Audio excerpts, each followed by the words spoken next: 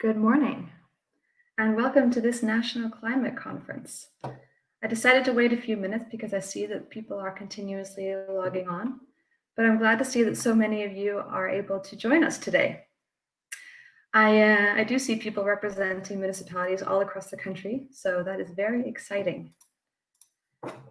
My name is Rebecca Breedis, and I'll be guiding you through today's conference. I work for a company called Embed, and we help organizations in reducing their greenhouse gas emissions. We are facilitating this conference on behalf of Viken County Council, the Norwegian Association of Local and Regional Authorities, and the County Governor of Oslo and Viken.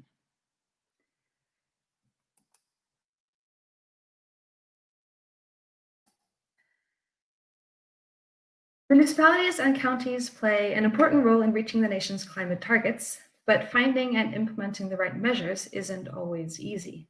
So how do you go about organizing the work on climate in the best possible way, and where do you start? That's where the title of this conference comes in. From targets to actions, practical measures that work. We hope that the speakers lined up for you today can give you some insight in practical examples that work and that can assist you in reaching your targets. So this is today's program.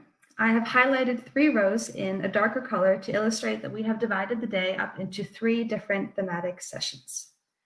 Now, we do have a few international speakers lined up, and I can also see a few people in the audience from other countries in Europe, which is very exciting. The first session will be in English, and after lunch, we'll continue the day in Norwegian. To those of you following us from other countries, you're welcome to tune in after lunch, but do note that the presentations and following discussions will be in Norwegian. First, some general information. Your microphone should automatically be on mute, and you shouldn't be able to share video. You are, however, able to ask questions in the panel on the right-hand side of your screen. If you can't see this panel, then click on the arrow on the top right corner. You are also able to like questions that have been asked by other people in the audience. And during our panel discussions, we'll ask the panelists the questions that have received the most likes. So that being the questions that people are the most interested in hearing the answer to. There will also be a few polls that go live during the day that you can answer, and I'll let you know when these are live. We have scheduled in a few short coffee breaks in addition to a longer lunch break, and I'd like to encourage you all to get up and stretch your legs in those breaks if you're able to, and even go outside during the lunch break. It is tiring to spend the whole day in front of a screen, and small breaks and fresh air can work wonders in terms of concentration and focus. If you're having any technical issues during the day, you can contact my colleague. His contact information is on the bottom of the screen. It's probably easiest to give him a call and he'll help you out. The conference is divided into 2 sessions, one before lunch and one after lunch. And this means that you have to register individually for each session. So when you logged on today, you registered your email address. And if you click on that email again, you have the option to register for the afternoon session. And you'll then receive a confirmation email with a new link. I will come back to this before lunch. So now that I've given you all some general information, it's time to officially open this conference. I will not be doing that, but Anne Beate Tvinnereim will be. She is the County Councillor for Planning, Climate and Environment at Viken County Council. Welcome, Anne Beate. Thank you, Rebecca.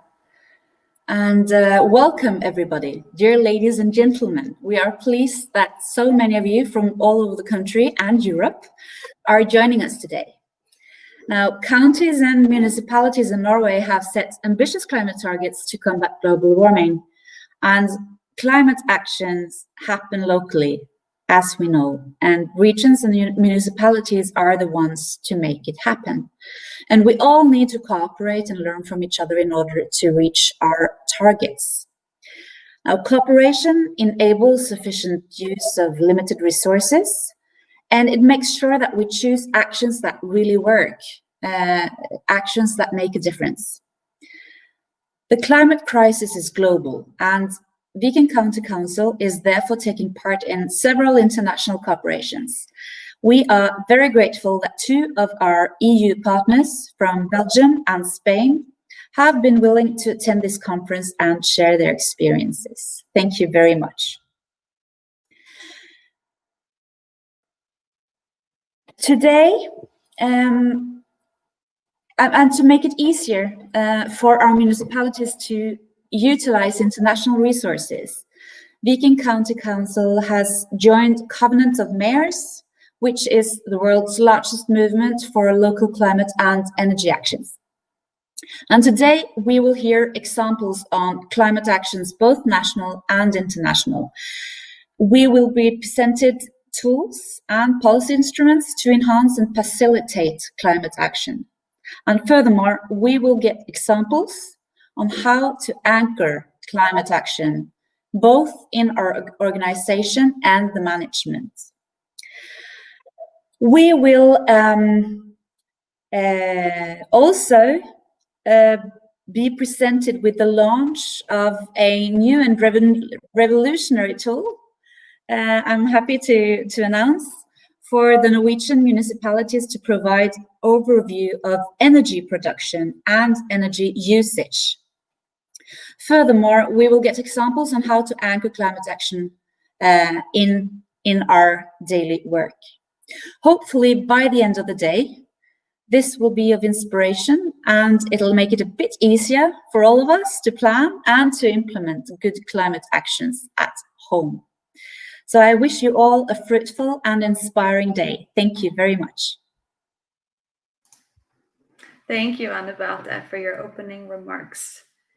Now, before we start the first theme of the day, we have Professor Karen O'Brien from Sea Change and the University of Oslo here with us to talk about this unique and strange period of time that we find ourselves in. Now, I'm thinking specifically about the pandemic that has been controlling our way of life for the past 6 months. We've already seen how society has the ability to adapt to new circumstances, but what are the possibilities that lie ahead? Please welcome Karen O'Brien. Thank you, and thank you so much for inviting me here today. I'm just going to share my screen, and it's really exciting to come and talk to you about the potential for transformative change. When we think about springboards, we think about something that helps us to leap forward. And being able to use the current pandemic or the situation as a springboard in the transition to a low emission society allows us to think about change and how we actually realize these, the climate actions from the local to the global level. And the question is not whether we can use this as a springboard, but how. So how can we realize the full potential of this moment and transform in an equitable, sustainable, and healthy manner? And this is something that comes up again and again in our discussions about, how to limit greenhouse gas emissions, for example. In the Viken Regional Planning Strategy, they recognize that we are in a moment where the challenges are large and serious, but there are also opportunities. And the question is really, how do we realize these opportunities? How do we respond to multiple crises, not just the pandemic, but economic crises and mental health crises, while realizing the full potential for an equitable and sustainable world?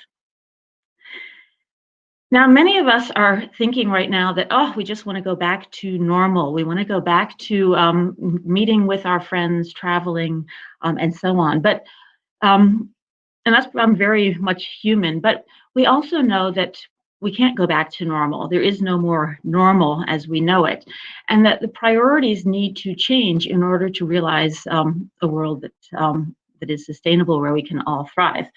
So how do we deal with these tensions between wanting to go back and wanting to move forward? And this is really about how do we relate to change.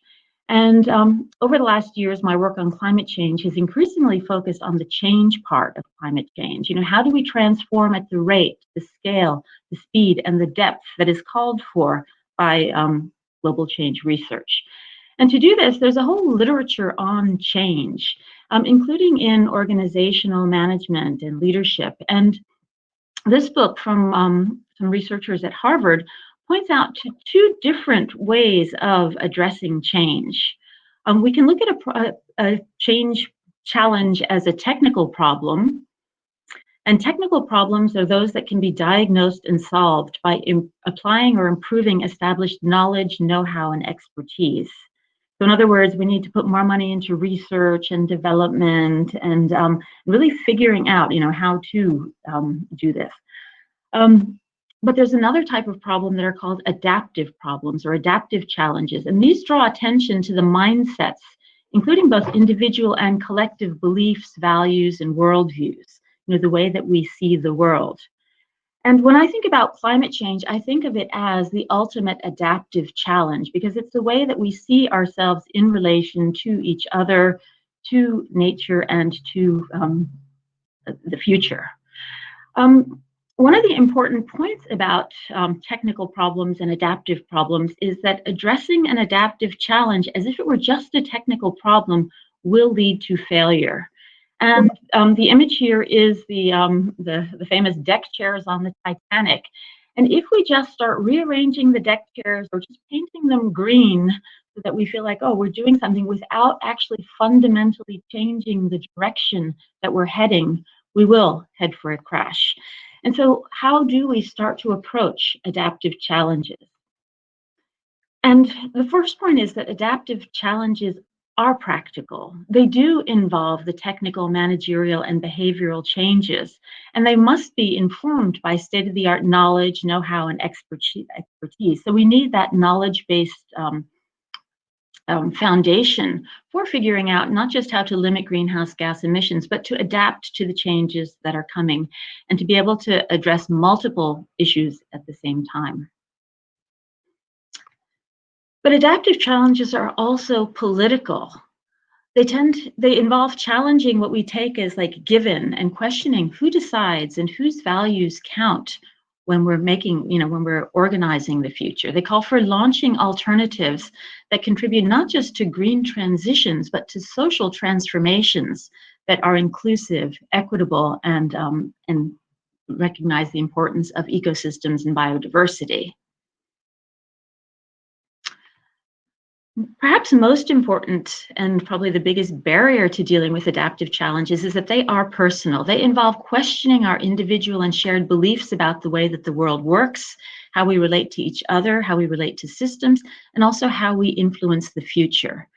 And when we start to deal with adaptive challenges, we have to actually integrate all three, the practical, the political, and the personal. Yet we tend to resist adaptive challenges. We tend to kind of, push them away and say, we can deal with this as a technical problem. And this graph that I'm showing you here really shows that, adaptive challenges, we're dealing in a state of disequilibrium or discomfort. We're out of our comfort zones, and we can tolerate so much distress and really work for these adaptive challenges. But if it's too much, if we go over our limit of tolerance, we end up just dealing with it as a technical problem, or just if it's too much, we just avoid it altogether. And I notice this when I teach, that sometimes I present so much information to the students about ocean acidification and biodiversity loss and everything, and it puts them out of their comfort zone and they never come back to the class. And I have to think, wow, how everybody has a different threshold for tolerating disequilibrium or distress. And the COVID pandemic has really challenged all of us. It has challenged our thresholds of tolerance, our thresholds of learning, and it's really affected how we can deal with change. And at the same time, it's made many of us aware that change is absolutely needed and that we need not just individual responses, but collective responses. And this is why we need to focus not just on the world out there, but also on what's important to us, what's valuable to us. How do we connect with people that have different visions for the future? So the social and the human dimensions of environmental change become important. And this brings us to the question of transformation. Transformation is about addressing these adaptive challenges. It represents significant physical and/or qualitative changes in form, structure, or meaning making. So form in the practical sphere, structure in the political sphere, and meaning making in that personal sphere. And it's exemplified by the caterpillar metamorphosizing into a butterfly, changing its form, structure, and even the way it makes sense and sees the world. But transformations can go much deeper. It goes into this potential that we all have. And Monica Sharma, who I work closely with, describes transformation as the powerful unleashing of human potential to commit, care, and affect change for a better life. And this is something then that really needs to be brought out in everybody, and seeing everybody as a potential agent, not just for individual change, but for collective change. And to get to the how of this, we use what we refer to as the 3 spheres of transformation. These bring together the political, the practical, the political, and the personal spheres, and see them not as separate, but as always interacting, always together. And I'm just going to walk you through these different spheres very quickly, just so that we can start to see like how exactly we can enter these for change. Now, often our attention is focused on the practical sphere, the technical dimensions of the problem. We're interested in creating behavioral changes, and we're interested in the technical responses.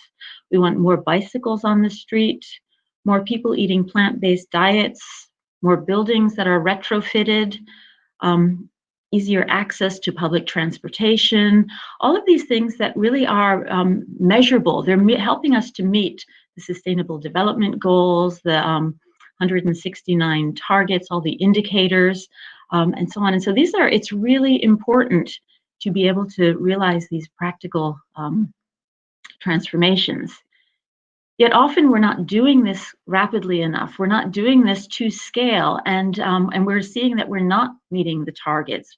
We're not meeting our goals and objectives. And this is often because we forget about the political sphere. And many of you are working in this political sphere. It's the systems, the structures, the rules, the norms, the regulations. It's about how we organize society collectively to facilitate those changes in the practical sphere. And in the political sphere, we often get movements. We get, people saying like, yes, we want that green transition. We want the future that works for all of us. But it's also where we get conflict, where we see that some people, the dilemmas over economic growth at regardless of the costs versus sustainability as a goal. And so we often get stuck in this political sphere and trying to move forward in the practical sphere. And when we look at a lot of the plans that are out there, for example, the Beacon strategy, we start to see that the themes and the approaches actually embrace both the political and the practical spheres. And that's really, that's where we're at, is that, how do we organize ourselves collectively as a society to move forward? But often we're getting stuck in that political sphere, and we're taking much longer to reach our goals because we forget about the personal sphere. And the personal sphere is about not just the individual, but the shared collective beliefs, values, worldviews, and paradigms or thought patterns through which we see systems, through which we engage with systems change, through which we identify what are the practical changes that we can make or want to make. I think this is where it gets very exciting, because it's like all of these are happening together. And when we can connect in that political sphere with what matters to all of us, what we stand for collectively for a sustainable future for everyone, we start to see that we can shift the conversations. We can start shifting those structures to move towards that the outcomes that are desirable. And when we look at systems change, this is based on a seminal paper by Donella Meadows on leverage points for systems change. She talks about the low leverage points as being very much those constants, parameters, the numbers, the buffers, all the things that most of our attention is going towards. The political sphere has a lot more influence because it's changing the feedbacks, it's changing the information flows, it's changing the rules of the systems, and it's changing the power to influence the system rules and the structures. But notice that the personal sphere, the goals of the system, the paradigms or mindsets come out as being even more important to how change comes about. And I think this is where and why we need to start thinking, because when we start to shift collectively what the goals are, such as the sustainable development goals or the Paris Agreement, we start to change the metrics. We start to change everything all the way down that line. And I think this is where right now, with the COVID pandemic, we're looking for high leverage points. We're looking to ways of making meaning in a different way. We're looking at seeing the system differently and seeing ourselves collectively. And that brings me then to the role of municipalities and counties. And, how do we locally lead the green shift? How do we use the COVID-19 moment as a moment where we can actually contribute not just to small scale change, but to large scale change. And when we respond at the local level with the values that apply to the global level, we start to see that we make a difference. But it's not just about the spatial thing, it's about putting people into the picture and allowing people to unfold that potential that transformation is really about. And so people are, I think, the most powerful solution to climate change and often untapped as the solution. So when we start to recognize people as the most powerful solution and that they are the green shift and that every person has a sphere of influence and can create these kind of fractals of change, patterns that go to scale through, that don't just apply to the small, but that influence the whole through our stories, through our language, through our collaborations with others. And I think that's really where it's exciting when with all of these networks and collaborations that are emerging, because we're starting to see that the way towards a sustainable future really does involve all of us working individually and collectively to address an adaptive challenge. And just to think about, how does this actually, what is that role of people? I think in this report from Beacon, I found a really great example of the marching orders we have for transformative change. And one of the reasons why we care so much about moving in a sustainable and equitable dimension. And this drawing was it was drawn by 10-year-olds, and you can see that the values that they stand for is peace, love, and electric trains. And I think that kind of sums up that the next generations, we're really we're here, we're doing it, and I think collectively, if we don't take people as the solution to deal with this as an adaptive challenge, we are going to be underestimating our collective capacity for social change. So thank you very much, and I hope that the rest of the conference goes really well. Thanks a lot.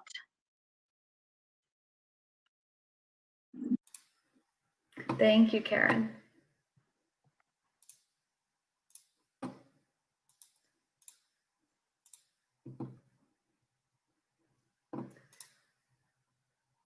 All right. I hope everyone's juices are flowing. It was a very thought-provoking opening speech. Very interesting. And thank you so much, Karen, for joining us. I hope everyone's officially awake and ready to listen as we continue and officially start the first session of the day. So our first theme is called Climate Reduction from Plans to Action. As we do have some international speakers with us, it's natural that we start by looking at this from an international point of view. So what are other countries and cities in Europe doing to act on climate? And how can we learn from each other? Perhaps a city in another country has found a solution to a problem that you are currently trying to solve. The session consists of 4 presentations with a short break in the middle. You can ask questions to the speakers in the panel on the right-hand side of your screen. And you can also vote on questions that have been asked or like these questions. And they'll be saved for the panel discussion that we'll have at the end of the session. So our first speaker is from Belgium. He is a project manager at IGMO, which is an association of local authorities in Belgium who develops and provides services for a multi-latitude of policy areas. These include climate, environment, spatial planning, urban development, mobility, and so on. And he is here to talk about how they work with local communities on climate action plans using the Covenant of Mayors framework, and also on implementing pentahelix principles. Please welcome Bart. Are you here with us, Bart? Yes, I'm here. Can you hear me? Yes, we can hear you. Okay, good morning to you all. I'll share my screen as well. Just one moment.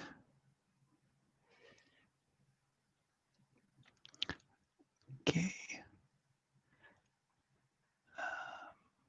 Okay, that's not working already. Bad start. Let's see. That's fine.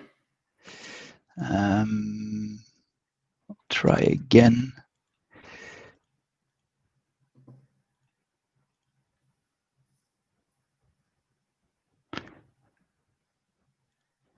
Is your presentation open in another window? Yes, I have it now. Yeah, it's here. Okay, good. Can you see it now? Yes. Yes, okay, good. Good morning to you all in Norway. As Rebecca told you, I'm Bert Sagneels, and I work as a project manager for climate at IGMO. IGMO, we call it. And IGMO, you can see us here in our office with our project partners from the Pentahelix project. We're a territorial coordinator in the Covenant of Mayors, so we assist local governments, municipalities, that means in implementing climate action plans, and we are a project partner in many EU projects on these topics, among which Pentahelix, of course. Just a short introduction about our region. So IGMO is an intermunicipal organization. We were founded in 1973, and we actually have 12 municipalities that are members, shareholders in our Mechelen region of Belgium, which is between Antwerp and Brussels.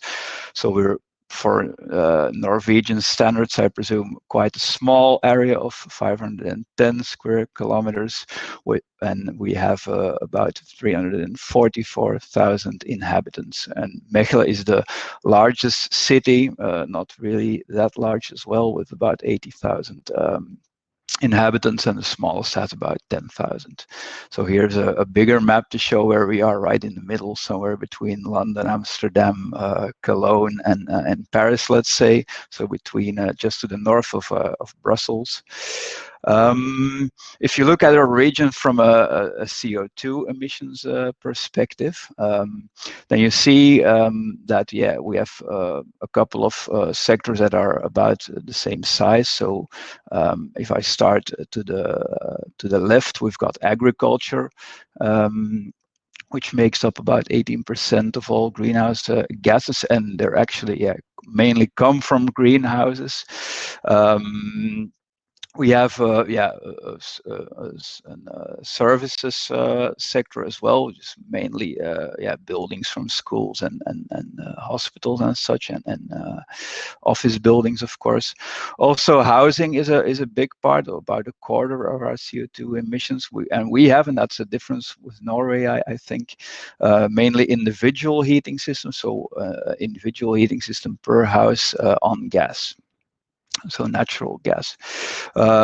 Companies are an equal slice as well, about a quarter. So the process industry mainly, and then transport about 20%, which mainly concerns individual cars as well on regional roads. And you see that the local government body, so the municipality, only constitutes about less than 1% actually of the greenhouse gases in the municipality. Here are some of the companies that are maybe, or the economic activities that might be somewhat known in our region. So at the left top there, you have Duvel. I don't know whether you have that in Norway, but it's quite a famous beer from our region. You see the greenhouses on the bottom left there. Yeah, they're often considered quite ugly, but we have quite a lot of them, and they produce a lot of fruit and vegetables, of course. We have Van Hol, a big bus builder, which is in the city I'm currently in Lier. Pfizer has a large production plant, which will also be producing COVID vaccines soon, we hope. We've got some aluminium industry and, of course, a couple of beautiful historic cities. If you look at climate risks for our region, that's mainly about heat, drought, and flooding. So it's not like we're going to have strong wind or more wind than now. Land erosion in our region isn't really a problem. We're a flat region. Forest fires aren't, we have too few forests, so they can't catch fire. And cold will certainly be not a problem for us, as this graph shows as well. This is from one of our municipalities, but it could be for any or for the whole region. So if you look now at this moment, we're already at 2.4 degrees extra above the pre-industrial age. And if you look at the official projections from the Flemish government, then you see that we will have a rise of 4 to 8 degrees Celsius in temperature by 2100. So the 8 degrees would be in the summer, as you might see. So we will have summers of average 26 degrees, which is for us hell, and I presume for you as well, with 55 heat wave days of above 30 degrees. So we absolutely, of course, want to avoid that, but that's the current trend we're on. If you look at precipitation, you see that it will be raining a bit more than at the moment, but more uneven during the year. So in the winter months, in spring also, and in fall, it will rain more. By 20% more, which might lead to rivers flooding. But in summer, or from May to October we'll have a lot less rain and long periods of drought, which is already happening right now. Which is, of course, a big problem. And above that, we also in the summer have heavy rainfall, which again leads to flooding due to the fact that we have built everything full, so the water can't infiltrate in the soil anymore. I was going to tell you something about the way we work with the Covenant of Mayors and the Pentahelix principles now. So just to introduce the Covenant of Mayors, I don't know whether everyone in Norway knows that very well, but it was founded in 2008 as a means to involve European cities in the EU climate goals. It's voluntarily. And the target was then to reduce CO2 emissions by 20% in 2020 versus 1990 or their own reference year. But already in 2015, the focus was shifted to 2030. And the ambitions were set higher to 40%.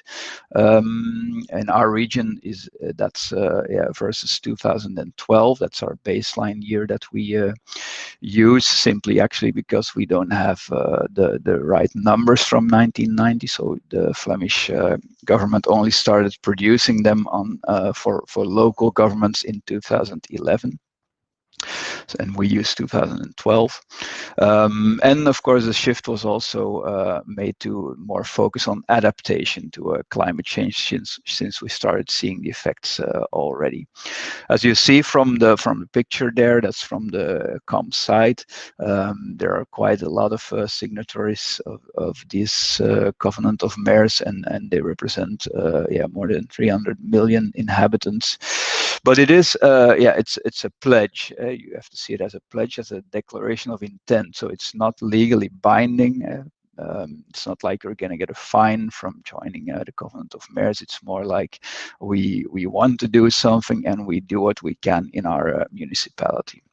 And as I said, we and the province of Antwerp are our territorial coordinators under that Covenant of Mayors.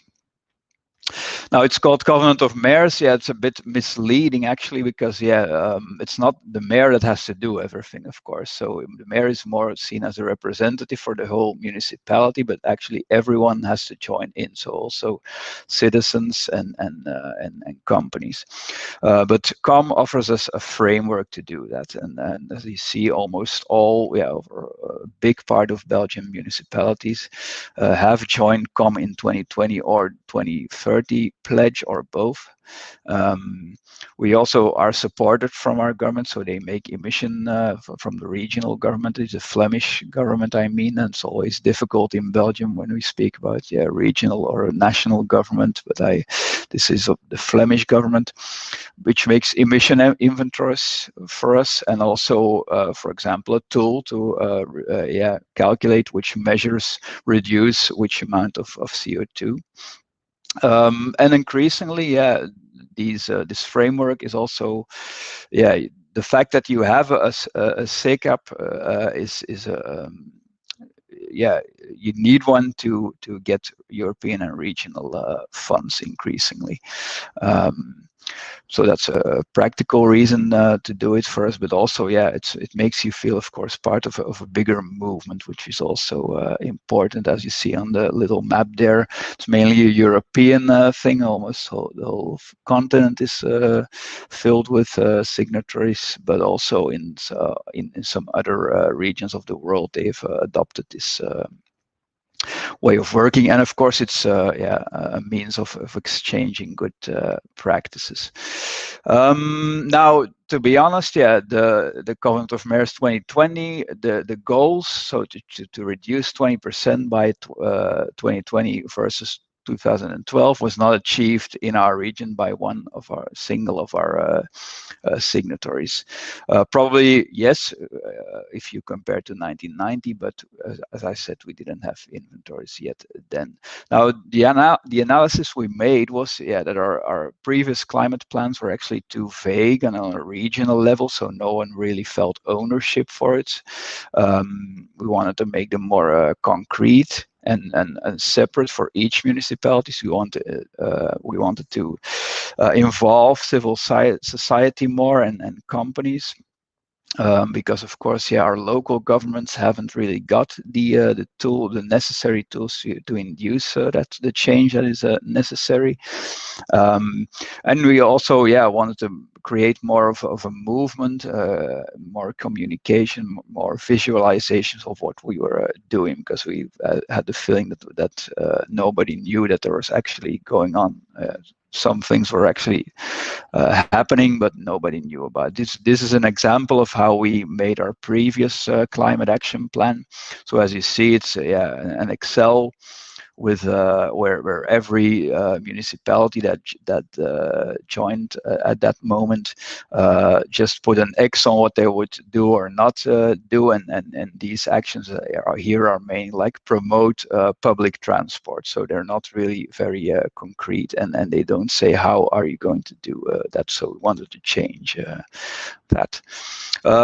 If we look at 2030, then we see that 11 out of our 12 have already signed this new pledge to make that 40% reduction. Also, the adaptation part, of course, and affordable and secure energy for all is also an important aspect of that. And you also see, of course, we had the climate strikes as well. This is Greta Thunberg in Brussels in pre-COVID times. That there is a lot more sense of urgency among citizens, and also on a policy level and on EU level, if you look at the Green Deal, for example. So we feel that the time for real climate action and participation from these groups has come. So how are we going to do that? We're going to make a climate action plan for every municipality. This is the front page of the action plan we're making for Berla, our smallest municipality. So we're going to make that with the pentahelix principles. I understood, or Guri told me, that most know more or less what pentahelix stands for, but basically we want to involve these 5 groups in society: citizens, companies, academia, also specialized climate and nature organizations, and of course the local government itself. And we want to base these actions and this plan on the own local government's multi-annual budget, which they have, but also on civil initiatives. These are actually the 7 arrows, as we call them, of our local climate policy. And I've just, maybe you can recognize some words, because if I read Norwegian, I can recognize some words as well, but I did translate them as well. So the 7 arrows are that we, of course, want to be climate neutral as our local government itself. So the municipality itself has to set the right example. Then it's about networks of green and blue from open space into the towns. Then about buildings, of course, that have to be climate neutral, climate resistant, transport, renewable energy, entrepreneurship, so everything around companies, and also agriculture. And then we've added the 7th arrow that's called local and circular consumption and production, which is actually not part of the Covenant of Mayors, but is about food, for example, about products that you use every day. So we set up these pentahelix task forces in each municipality. These are 2 examples of me giving a talk, and citizens and companies listening, and of course after that participating in the climate action plan. We're doing that at this moment in 6 of our 12 municipalities. So we form those groups based, really on local characteristics. So we look at, what companies are there here, what are the sectors that are most important here. The local government itself chooses who to involve, so they really invite them. It's not like we do, we don't put out an advertisement. So we ask people. We explain, of course, the framework to them. We give them all the facts and numbers and explain, what is the huge task we are facing, but how can we meet it locally. And then every group more or less chooses itself how they're going to tackle this and how engaged they want to be, of course, because they're all volunteers. But we do aim for a long-term process or engagement. Of course, we don't ask people to say that they're gonna follow the group for 10 years, but we do say we're working on the long term, and we also, of course, look further than 2030. What you see then in these groups, there are quite big differences between them. So some, really want to make a plan and look at it from a theoretical point of view, and others really want to get into action straight away. Some are very well informed. They're actually specialists. Sometimes they know, or often they know more than me. So that's good, because I don't need to know everything. But also other groups find it, or members find it, too difficult an issue. It's too big. It's as I said, they feel it's really a huge task, and they're not up to it. The level of the way they can represent their community differs as well. So it's, of course, we hope to get people that have a wide network within the community, so they can convince other people to join and do things. But that's not always easy to find. Some also look at only at the local government body itself, so the municipality. They say, okay, what are you going to do? But some other also take their own responsibility very seriously. And yeah, most of them are very ambitious, but also a bit anxious. So they want to get going. They see the news, and they're a bit afraid even on what climate change will mean for them. If you look at the local governments themselves, so the municipalities, yeah, of course, there are big differences as well.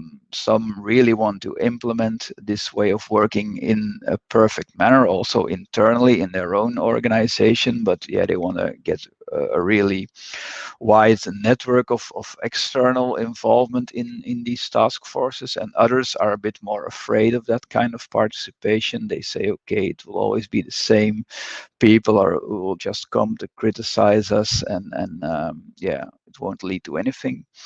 Some also don't see really the point of local action. They say, yeah, it's yeah, the problem is in China, for example, or the problem is the EU, or the national government has to do this or that. They feel powerless. And they look at other government levels, and of course staff capacity, political will also, and other means are not always as large in every municipality. Now, in these task forces, we encourage these members to look actually at their task from two perspectives.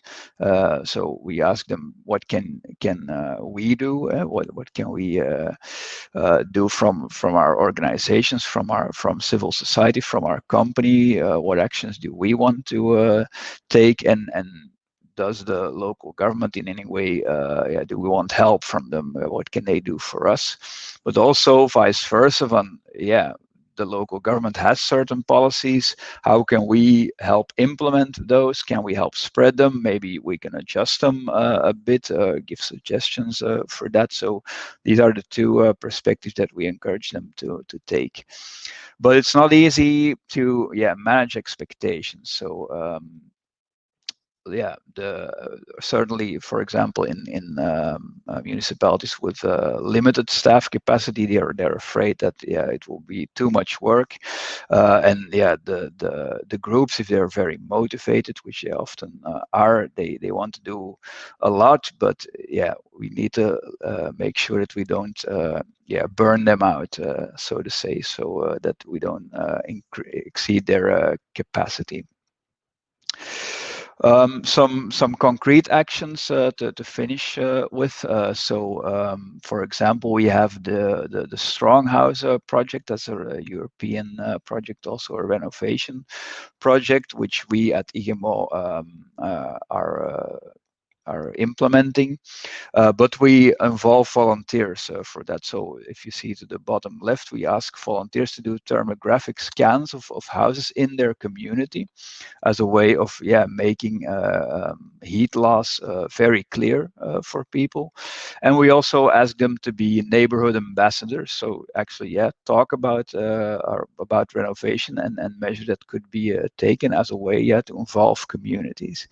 Another example are mobility points, as they are called here, where the Flemish government wants to set up these points where all kinds of transport modes come together. And we involve citizens by yeah, deciding, yeah, what kind of transport do you need in your community? What would work here? Do you need a bike or a shared car, for example? What do you need in your street, even, or in your part of that village? And yeah, the last example was a climate day that was organized by by a local organization, and which the local government then supported. So that was an initiative from civil society, which fortunately had to be cancelled due to COVID, but it's will go on as soon as we can, of course. But that's a way where, yeah, civil society really reached out to the local government and found support there. So that was, in short, my presentation. I hope it was interesting for you, and thank you for giving me the opportunity to speak to you. Thank you, Bart. I'm hoping you can join us for the panel discussion later. I will be here. Yes, that's good. Good. Okay.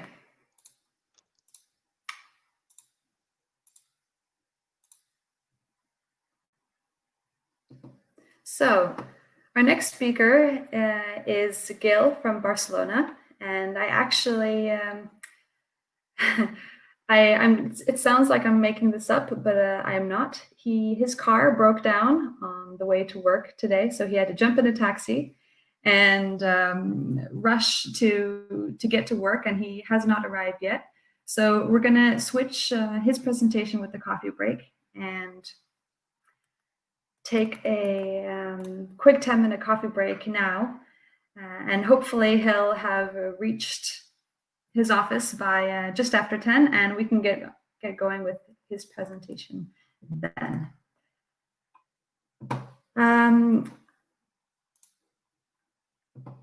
Yes, all right, short coffee break now, and I'll see you back here in just over 10 minutes.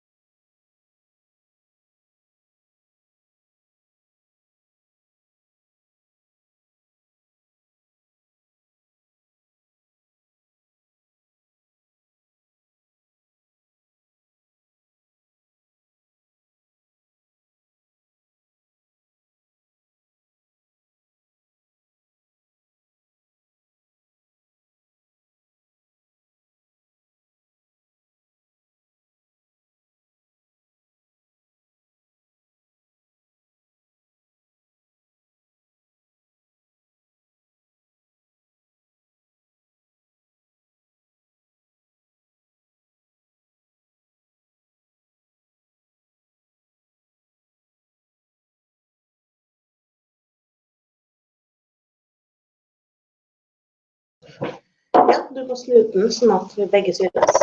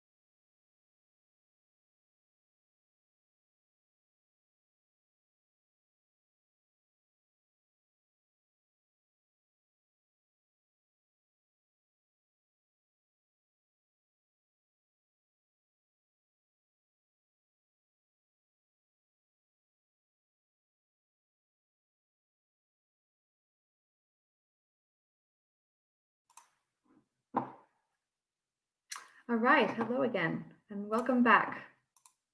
I hope you've all managed to grab a coffee or maybe even a bite to eat, and we can get started again. Now, I apologize for the change in schedule.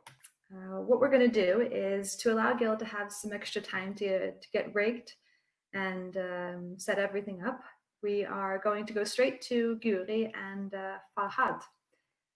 And I'm really excited about these next two presentations. So Guri is a climate coordinator from Viken County Council, and she works on everything related to climate and energy planning.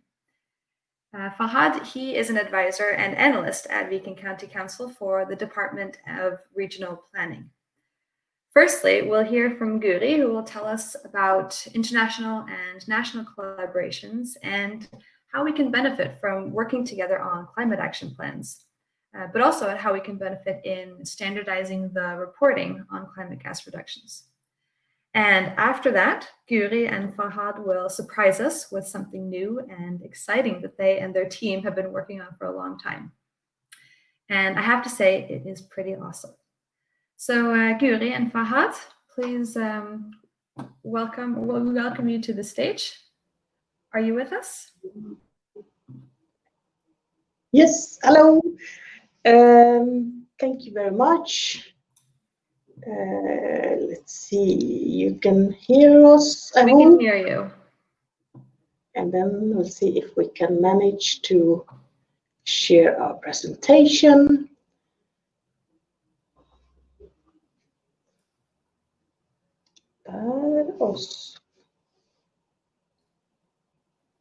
So, there. Yes, we can see it.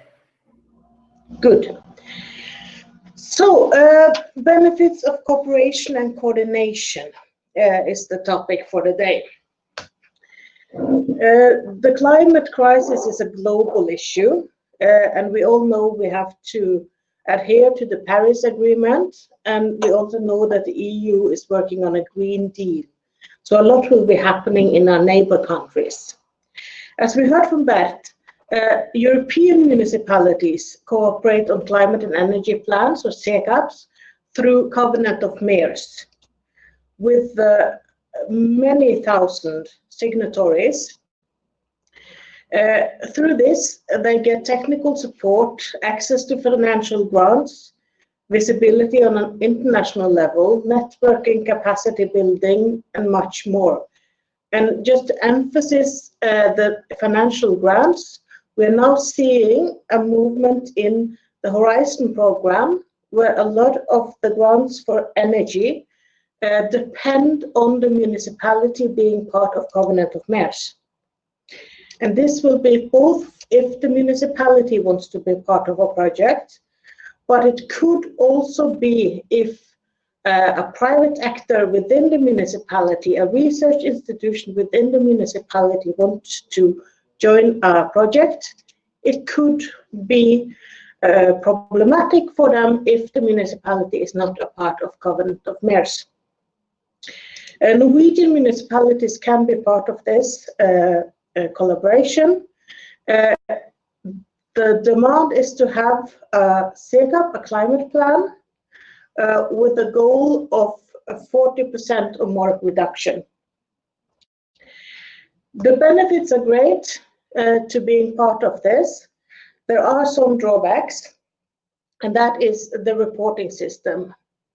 Most municipalities in Norway do not want to do more reporting than they are already doing. And the climate data we receive from the national government does not fit within the benchmarking system of Covenant of Mayors.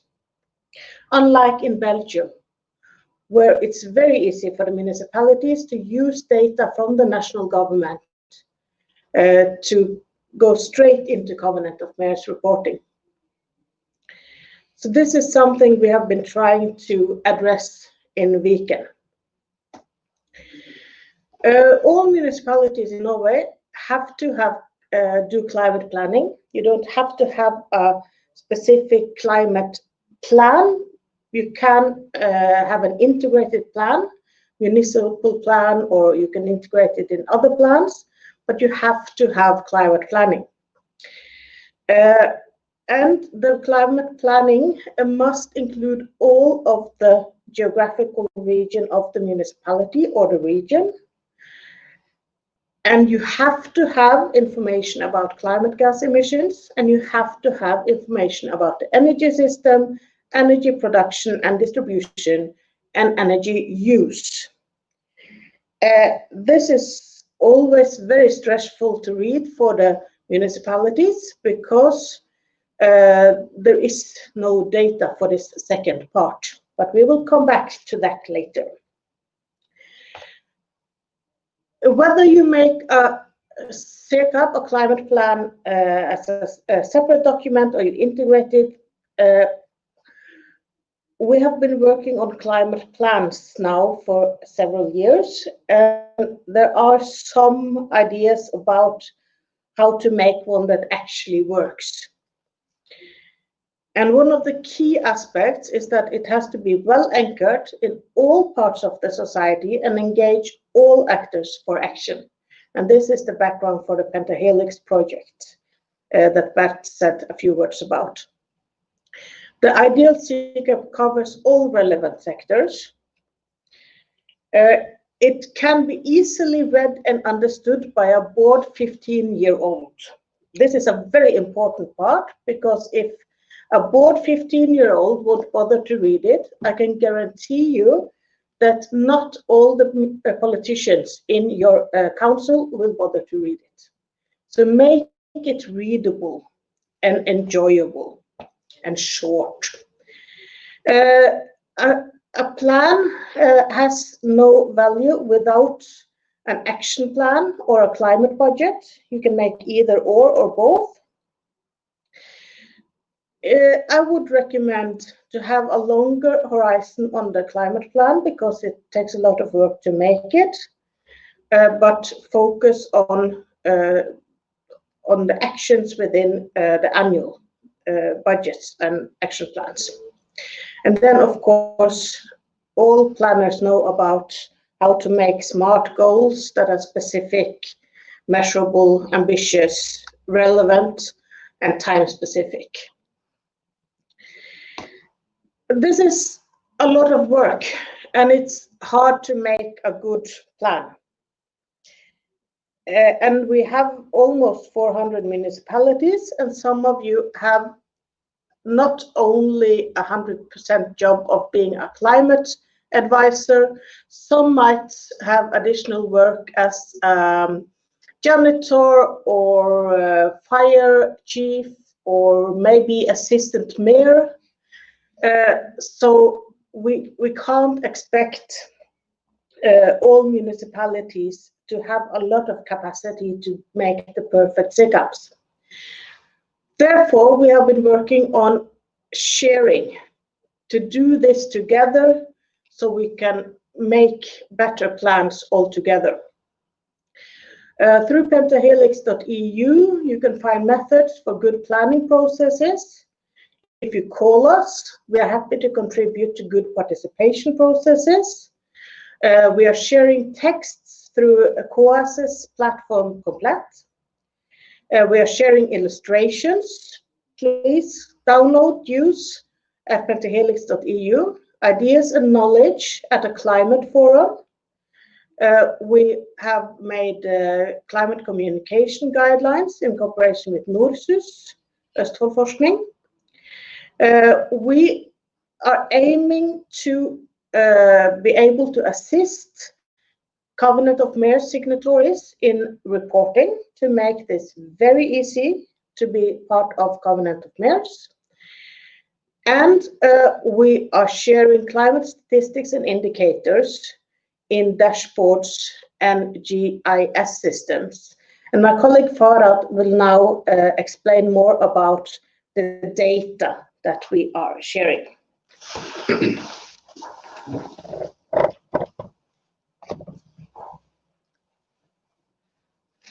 Yeah, thank you, Guri. Believe me, she's right. It's very difficult to make an energy and climate plan without having access to data. I've been in touch with several of our colleagues in various municipalities. When they are speaking about energy and climate plan, they say, Farad, we don't have so much time to waste on collecting data, making analysis, do calculation, and so on. We would like to focus on our planning, our measures, and following up the plan. And that's right. So that's why we decided to help them.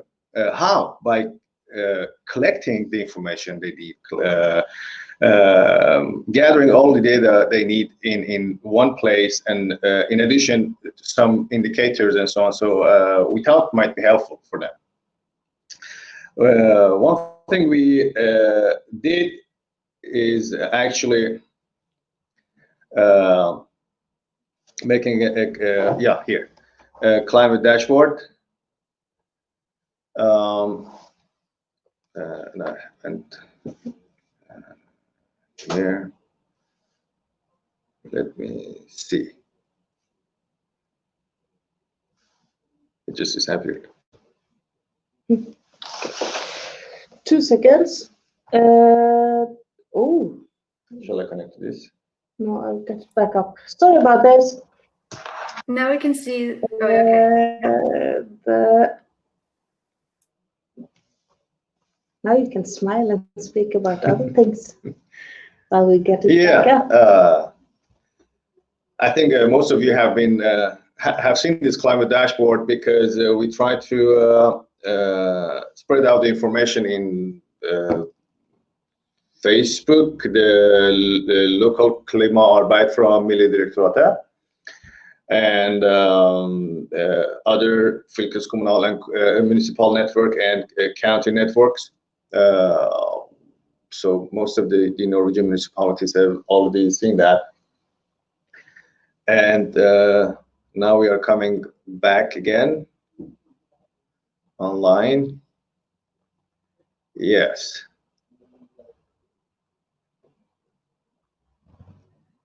Here it is. And yes, and then we used to. So we are here now. Let's have a very short demonstration of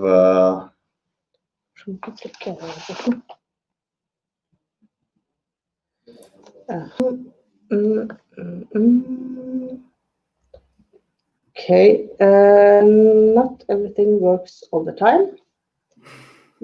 We can see your presentation with the climate dashboard and GIS visualization. it is already open. Yep.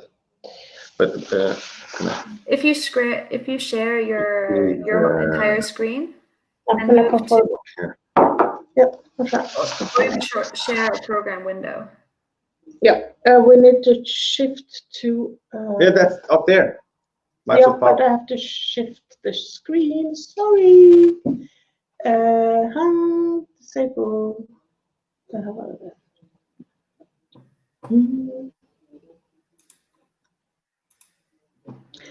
Og da det Power BI. Nei, den siste. den siste siden. Tror jeg.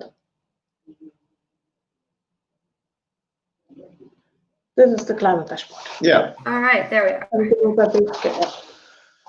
Yeah, in this climate dashboard, you we collected the information for climate gas emissions for all the Norwegian municipalities. It's very easy to navigate from municipality to municipality just by clicking them.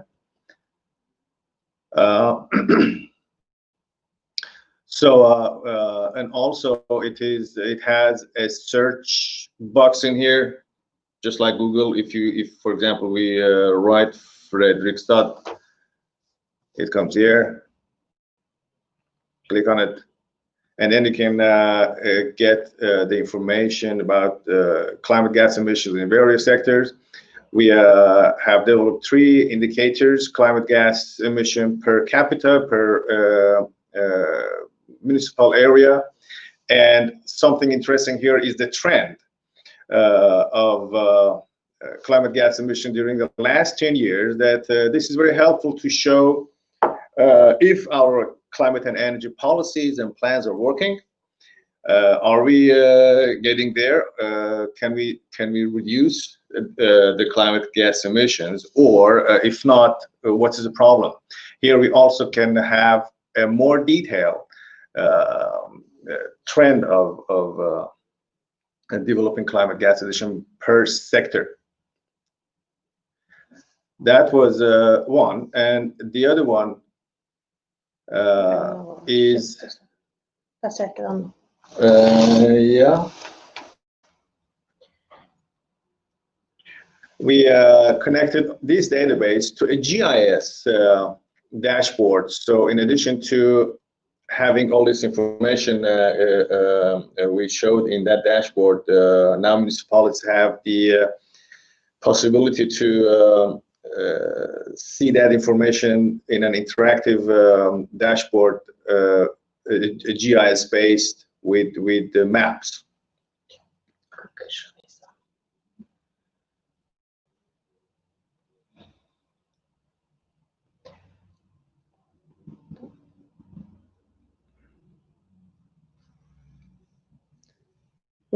Yeah, here it is.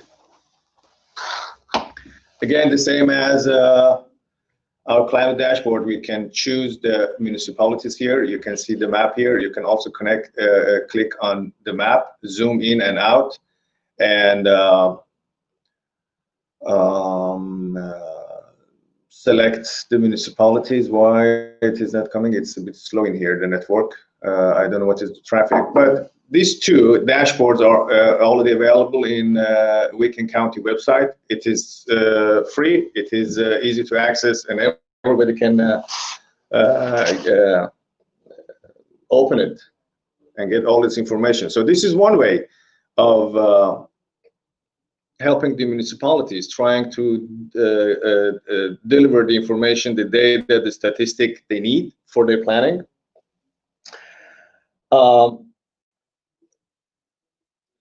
Let's go back to the presentation. Yeah, here we go.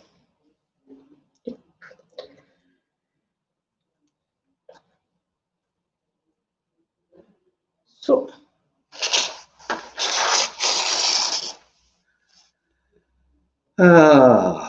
yeah, okay, let's say they have this information, but I would like to go back again to the national guidelines.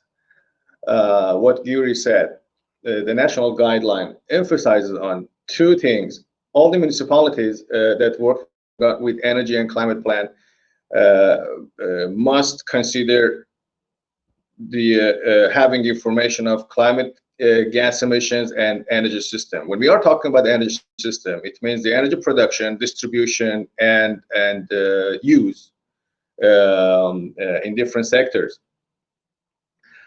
The first part, climate gas emissions, we have data for it. It's publicly available. The Norwegian Environmental Agency is providing that every year, so municipalities can get the data and work on it. But for the second part, for the energy system, there is no data whatsoever.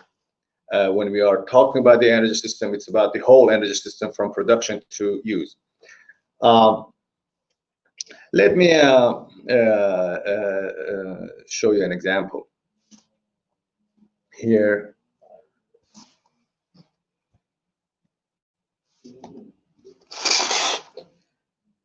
Oh, I guess.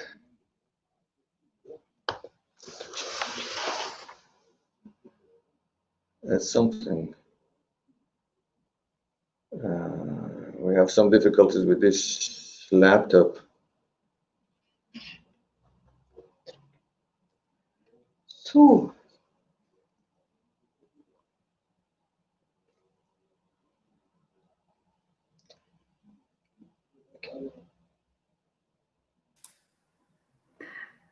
While we're waiting, I can remind everyone that it's possible to ask questions in the tab on the right-hand side of your screen.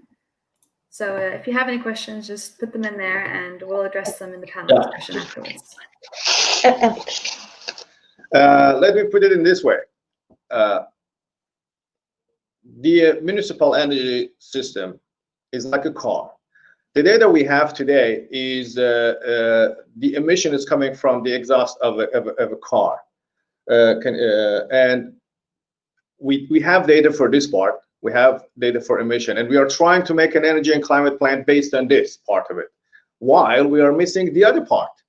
This is the energy system. This is what is happening in the engine of the car, all the combustion in different sectors and so on. So this is the source of production of that emission. While we don't have any information about the energy system, then it will be very difficult to do a planning whatsoever with the climate gas.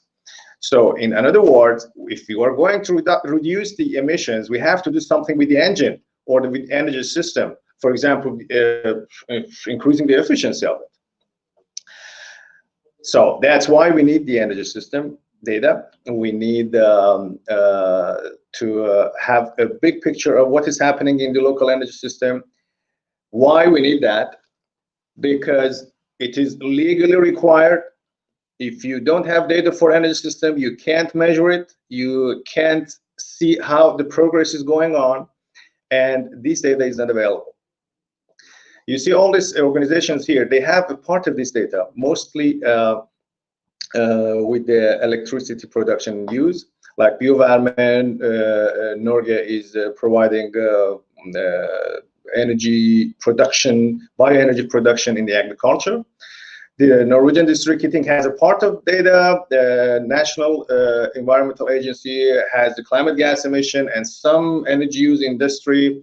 The Statistic Norway has stopped publishing this information and data for municipal level from 2009. It means that this is more than 10 years that the municipalities are thirsty to get this information, but they don't have it.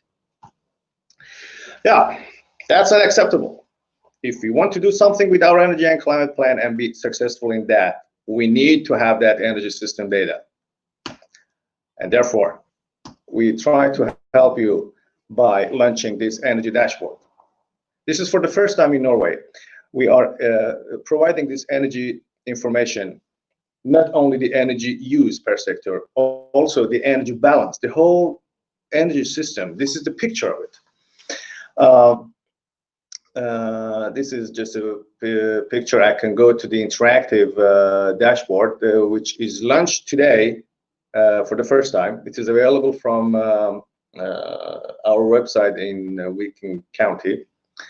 Let's have a short presentation with some visualization. This is very easy to use.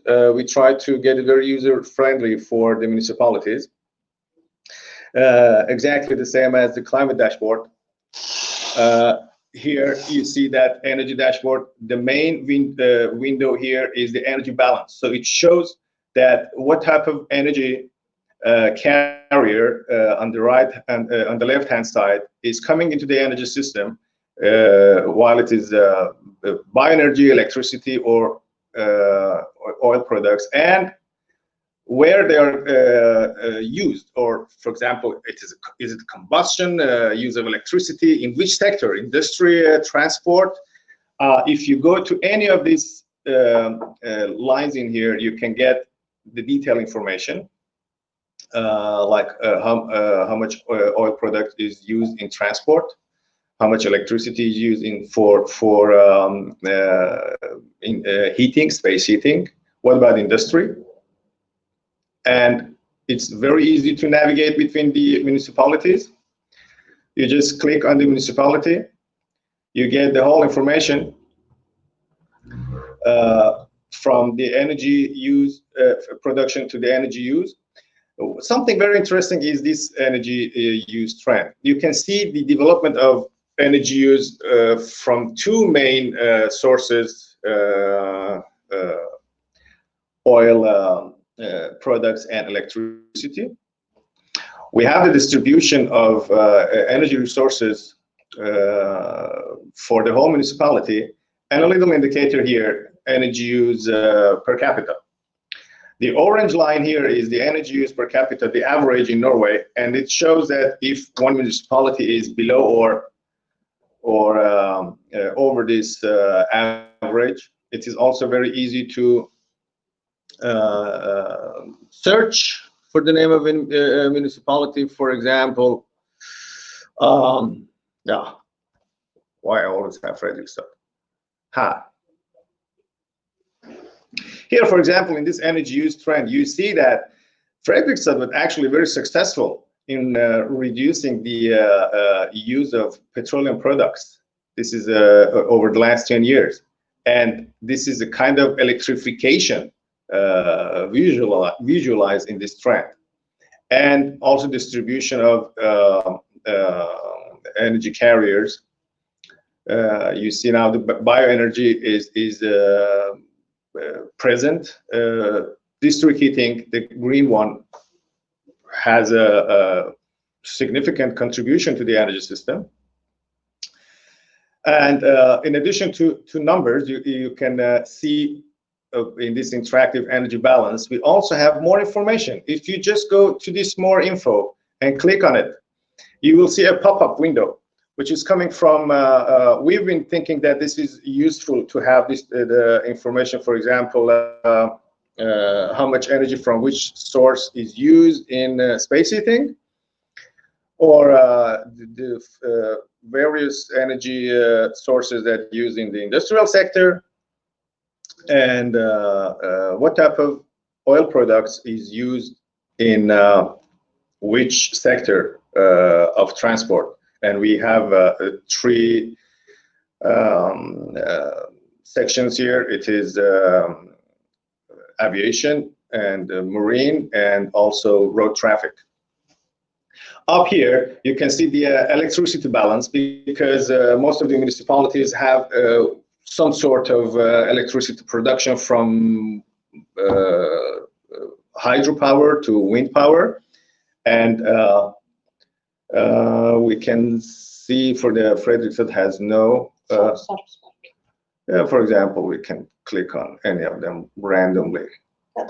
Now here, for example, you see the energy production from hydro, the energy production from wind, and the energy use of the municipality. So it means that they have excess energy production, so they inject this electricity to the network and is used in anywhere else in Norway. We can just hide it. In addition to this information, you can get access to the links we got the data from, and also explanation of the categorization of this energy balance. What is under any of these categories? For example, transport is consisting of road traffic, aviation, and marine. And we also made available the links that we collected data from. It was not easy because all these organizations collect data based on their own needs. They use different methods. They may use different units like gigawatt, megawatt, or megajoule, or whatever, to collect all this information in one database and unify them in the same way that it's possible to visualize in this dashboard. Took a long time.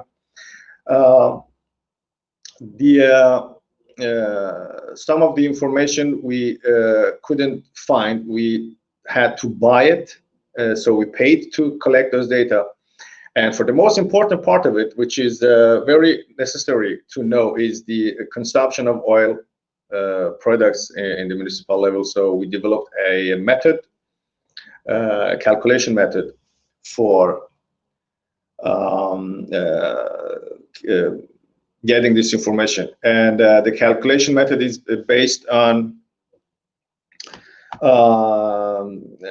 accepted international and national standards used in Norway and the other countries. You can get access to CO2 factors, calculation factors for different types of the model we used. You can just click on them and simply, and here also there is a link where this information is coming from, or navigate back to the dashboard. So enjoy it. This is best what we could do. This is not the best model in Norway, but this is the first, and still a lot of room to develop. Please come with your feedback. Thank you.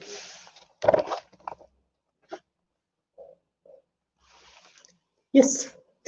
As far as us, it's not perfect. There is some data we haven't been able to get, like solar energy production. We've asked repeatedly from everyone we can think of, but nobody will give it to us. The best, of course, would be if we could get all this from the national authorities, but until we do that, please use the dashboard. So thank you very much, and we will make sure that you all get the presentation with all the links. Thank you, Guri. Very, very cool presentation and a visualization that you have for us. All right.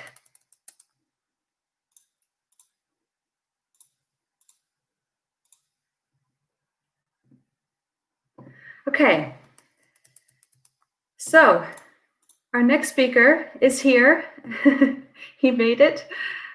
He is a consultant in energy transitions for Embed, which is a metropolitan corporation managed by the Barcelona metropolitan area. Gil represents one of 8 cities, part of a large multilateral project across Europe that's called Smart Edge. And the overall objective of Smart Edge is to improve low carbon economy policies in edge cities and their metropolitan areas. So edge cities are smaller cities or towns outside larger cities, and they're an integral part of the metropolitan fabric, as many people who work in the city may live in these areas. And these edge cities could therefore be laboratories for smart, green economic solutions, and they could play a crucial role in the low carbon economy by exploring renewable energy and transport, and even creating job opportunities here to reduce travel. So Gil is going to focus his talk on vehicle to grid and the role of electric vehicles in the energy transition. Gil, are you with us? Yes, hello. Good morning, everyone. Good morning, you made it. Yes, sorry for the inconvenience. I had an unbelievable chaining of inconveniences, and well, thank you, Guri, to advance your presentation and to change all for it. I'm very happy to be here with all you. Thank you for inviting. So I will share my screen so you can see my presentation. Okay.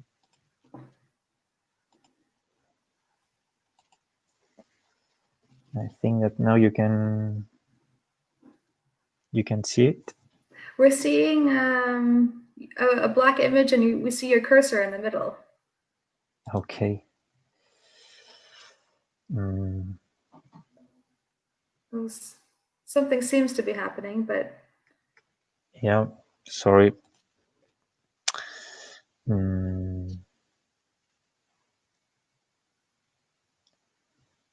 Okay.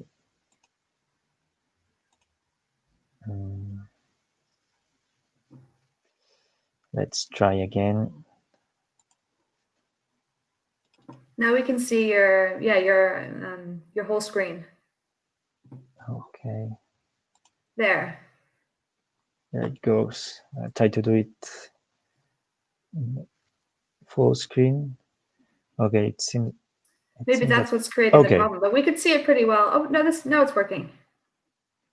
Perfect. Yes, Okay. great. So thank you, Rebecca. As she said, I'll talk about Vehicle to Grid, which is a technology that from our institution we think that could play a crucial role in the energy transition that we foresee in the next decade. So yeah, I first, as we are in a Norwegian ecosystem conference, I'll talk about you a little bit about my institution, Embed, then about our network of carports that we called Fotolinera, which is a kind of word game between gas station and photovoltaics. This is in Catalan. And then specifically, I'll talk you about the B2G car spot that we installed a couple of years ago. So this is Barcelona metropolitan area. You see with Barcelona and 35 municipalities around. We are in a very dense area, 3.2 million people. And we have the classical powers of any metropolitan area, so urban planning, transport and mobility, ecology, strategic planning, etc. These projects that we carry out from my department, the Energy Transition Office, are framed in a strategic document, our SECAP, our Sustainability Energy Action Plan, which is the Climate Energy Plan 2030. And I'll talk you briefly about this network of electric vehicle solar carports that we call, as I told you, Fotolineras. Basically, the concept is a self-consumption PV pergola that we use to fit both public buildings, but also linked EV recharge. Nowadays, we have some new regulatory framework in Spain that allows us to do some kind of net balance. So yeah, at this time when we begin when we begin with these projects of Fotolineras, of PV pergolas, we needed to link production and consumption really strictly because we had a really legal framework that put a lot of barriers to photovoltaics. Fortunately, nowadays we don't have it, but either way, we have these two consumptions to balance and to take the maximum profit from the PV production. So our standard project, our standard Fotolinera, our standard car park, PV car park, is a 15 kilowatt PV modules with 6 car park places. We install it in park and ride spots because one of the main problems of Barcelona and Barcelona metropolitan area is that the air quality is always structurally above the World Health Organization limits regarding particles and nitrogen oxides. So we need to put in place solutions. We began with some zero emission zone. So we are banishing, we are thinning all the polluting vehicles that are entering the city center. And other important solutions are park and rides that allows us to stop cars from outside Barcelona enter with their private vehicle, but commute to public transport. And the electric vehicle chargers, we have diversity of powers, because as you may know, electric vehicle batteries are growing fast. So we began with slow chargers, and now we are upgrading to 22 kilowatts. But anyway, as is a park and ride spot, and we foreseen to have these vehicles stopped and parked during the whole day for the whole journey for anyone that commutes from outside Barcelona.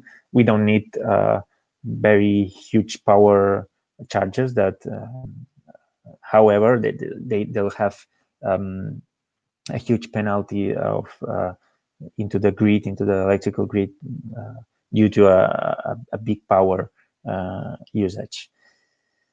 So this is more or less the concept. So we have the electric vehicle PV parking, and we connect to a public building that can take profit from the PV production at the same time. And then the commuting to a railway station where the citizens can continue their journey to Barcelona, to the city center. So this is at this moment the network that we have, that we are developing, and the plan is to have 40 fotolineras by 2023. We have an ERDF framework already seen, so we hope that we can arrive to this figure very soon. So once done this little introduction, I'll go directly to the B2G project, the vehicle to grid technology that we are introducing in our PV park facilities in a pilot way, in a demo way. We have invented this logo to try to understand, or to our people, to our citizens, to make understand this concept of bidirectionality of our charging points. So we can inject from the batteries of the car to the system, but also from the charging point, obviously, to the car. This is the aspect of the fotolinera. This one is the vehicle to grid charger. So this is the first public bidirectional fotolinera, or PV parking for electric vehicles in Spain. We put it in place in January 2019, and it incorporates this bidirectional 10 kilowatts B2G charger. So the importance of this technology, or why we say that this is crucial for the next decade integration of electric vehicles, of e-mobility with our energy system, is that to make possible this energy transition, we need two things. First, lots of renewables, lots of wind energy, lots of PV production, which in our area, it's really the best alternative in a dense area to produce a local green electricity. But also then we need a second element, which is storage, which is flexibility, which is aggregation, to fill up this problem, or this inconvenience that renewables have, that are intermittent, that the wind blows when it wants, and the sun, we know that not all the day in a constant way as a nuclear or a gas-fired power plant works. So it's for this reason that we say that we need systems to adapt this energy demand, to integrate flexible storage within this smart grid, this bidirectional smart grid, and to put citizens in the center, because the previous paradigm is a nuclear power plant working and citizens just opening the lights, plugging their equipments. But now we need citizens to interact with the system, to be flexible, to aggregate energy. So for this reason, is also the EC Commission is putting a lot of emphasis on this aspect. So smart grid, everyone, lots of people talk about smart grids, but most of us don't understand what's a smart grid exactly. Here we have an example. So when we have surpluses, in our case in Barcelona, nights or midday, with lots of renewables and few consumption, we store energy. And the opposite case, when we have a scarcity of energy, typically here in afternoons with few renewables, when with the sunset and high consumption, we inject from EV batteries to the system, to our buildings, to our homes, to have this this curve that I show you here, to have this curve flattened or more stable. So operation will happen in a complete rollout by January 2021. So these secondary markets, electricity markets, or flexibility markets, aggregators, or this kind of operators that will aggregate all this distributed flexibility, all these distributed batteries or storage or heat pumps or whatever. This will happen finally after the COVID. The electricity operator, the state electricity operator, had some issues, and finally will happen by the end of this year.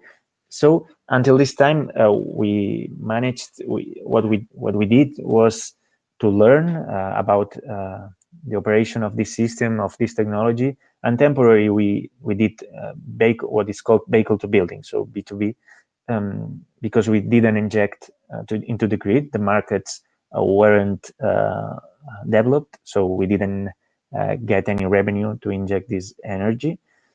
But as I told you, most of our facilities are connected to public buildings, so we use it to feed our sports center that was next to this car park. And temporarily we were using this and learning about this complex technology. In other countries, what is happening, especially in Japan, in the US, but also in Denmark. In Denmark, maybe is the most developed country using this technology, B2G. There, as you may know, with lots of wind power, there's an important issue with the frequency regulation of the grid, of the electricity grid. So this is, in Denmark, is very profitable. You can get lots of revenues feeding the grid and regulating frequency, more or less 2,000 euros per year per vehicle.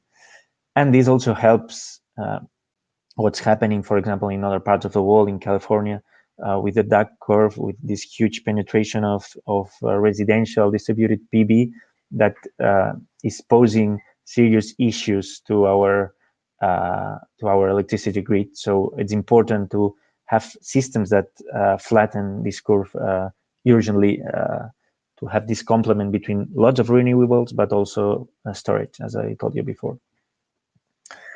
So until this time, what we did with these B2B applications, yeah, when we are having this market completely roll out in January, what we did was first lowering power peaks of our sports center. Then also lowering consumption at rush hours.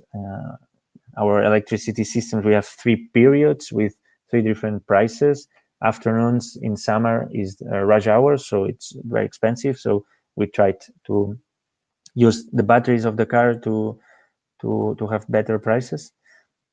Then storage to avoid PV surplus as a stationary battery, as a normal battery, and also try to have the battery as a backup for shortage or any issue that can, any supply quality issue that can pose our grid.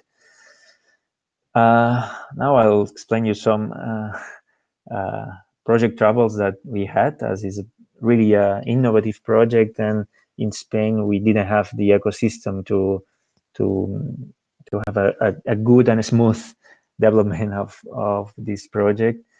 First, there's an important lack of technicians, expertise. So ourselves, we need to do the integration of the project, software, the software part, the hardware part, then the construction itself. Everything was really complex, and well, we learned during the journey. Then lack of suppliers or artisanal equipment, or let's say TRL, lower TRL equipment chargers that posed a lot of troubles during the commissioning phase. After you'll see the injection figures that we have some months at the beginning to really do a good starting of the project. Then lack of aggregation platforms, or as I told you, a completely developed legal framework that would allow us to fully take profit from these applications of B2G. And then also lack of EV fleets. This here I can stop 1 second to.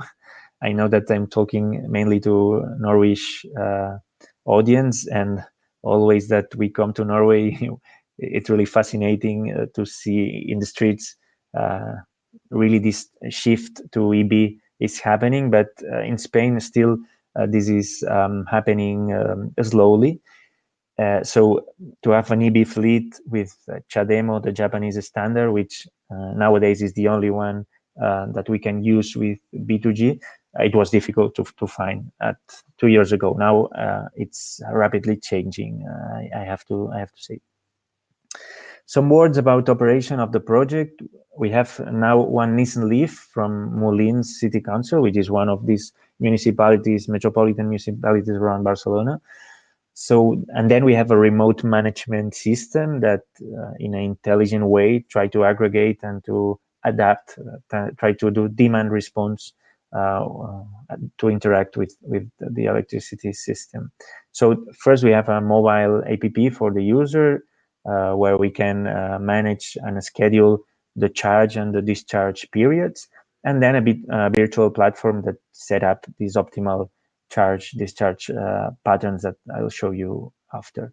This is an aspect of the app. You have the emergency charge button because maybe you planned a schedule, but then you remember that you have to do something urgent, so you can put simply this emergency charge button and you can charge at full charge. This is an example of 1 day operation of the system. So in black you have the injection from the batteries, from the EV batteries to the system. In red you have the importation, electricity importation from the grid. So for example, here you can see that although we have 10 kilowatt consumption in the building, we didn't need to import anything from the grid because we have in green the photovoltaic, and in black the B2G injection. Is an example of 1 day operation and the flexibility you can get from this system. This is the solar PV production, typically from 3 months of the year, and also the consumption curves from the sports center and the whole system. You can see that this is mainly an afternoon consumption building. And this is the pattern we planned from a typical day, a standard day. So you can see that we charge here in bottom at full charge during the night because we have no stress from the grid and low prices.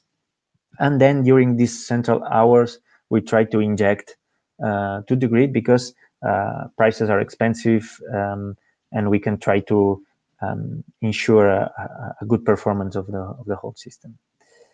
And here you have very briefly to end up 2 years energy evaluation of the project. You see that this is the kilowatt hours injected from January 2019, and you can see that first months were really complicated to commission the project, to put it online and working really well. But then we have taken a good rhythm, and we think that the project is not anymore a pilot, but a reality, and we are trying to scale up to other EV fleets in our metropolis. And yeah, we hope that we can put in service much more B2G chargers very soon.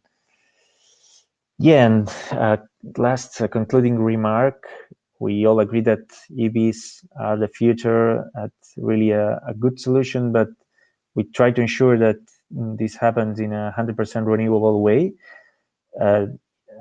So to have it, we have two options. First is to wait for the 100 renewable percent mix, energy mix, that in the EU it's expected to happen at 2050.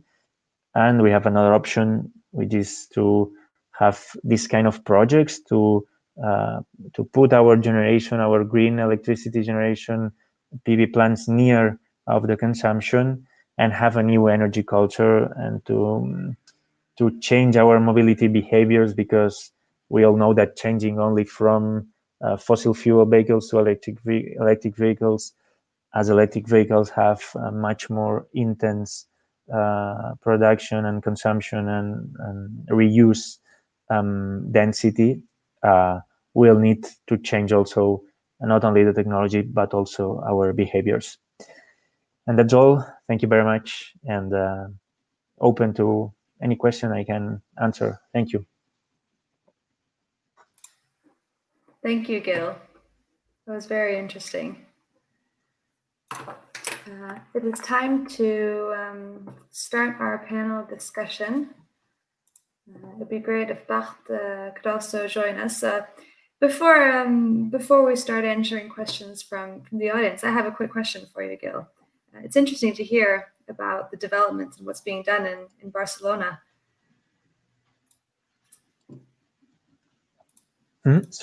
So I was wondering about the development of these fotolineras. Is it was there a need or a demand for this in advance, or has this been a result of politicians arguing that there needs to be infrastructure in place for people to choose these options or to choose the EVs? What came first, demand or the development of these? Yes, I'll try to. I think I'm still sharing my screen. I'll try to. Okay. Yes. Yes, a good question, because yes, it's the opposite situation I imagine in Norway, because here we had really a low tax of new EV charge. EV cars buys or immatriculations, and then it was a priority to roll out a minimal EV charge infrastructure. So at this moment, still is. Oh, it seems like we've lost Gil. Okay. While we wait for him to return, we've now launched some polls in the tab on your right-hand side of the screen with a few questions that you can answer. And after you've answered, we'll see the live results ticking in. A few questions have come in from the audience. And there is a question for Bart, but also for the others from Martin Fowler. And he asks, could you talk more about the steps taken to ensure citizen participation and address the common criticism that climate work is too top-down? How do you embed your work in the personal sphere that Karen outlined? That's a tough question. Bart, do you want to give it a go? Oh, we can't hear you, Bart.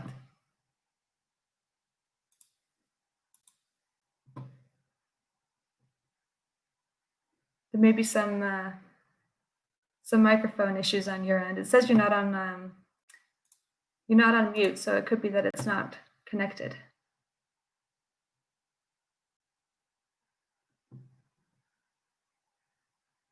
Guri or Fahad, do you have any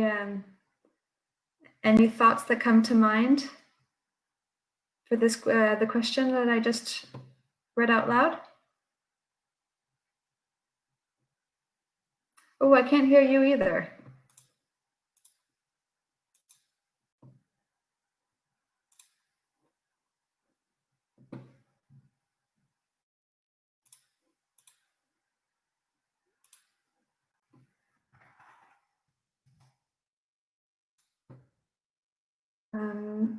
I'm trying to check if it's something on my end prohibiting you from speaking, but there shouldn't be. Oh, so I think I could hear Fahad.